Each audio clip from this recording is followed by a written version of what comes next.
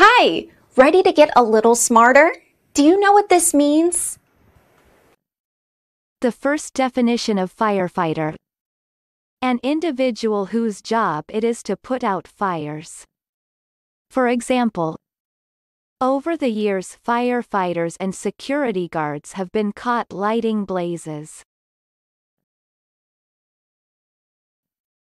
American pronunciation. Firefighter. Firefighter. Repeat the word after me. As you repeat the word, keep the definition in mind to train your brain to master it. Firefighter. Say. Firefighter. Firefighter means person whose job is to extinguish fires. Firefighter. Firefighter. Practice. Listen to what I say, then pause the video and repeat after me. Train your brain to master this word. Let's begin. The first practice. Over the years, firefighters and security guards have been caught lighting blazes.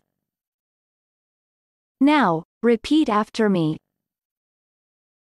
Over the years, firefighters and security guards have been caught lighting blazes. The second practice.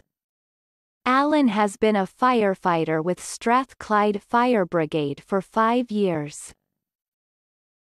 Now, repeat after me.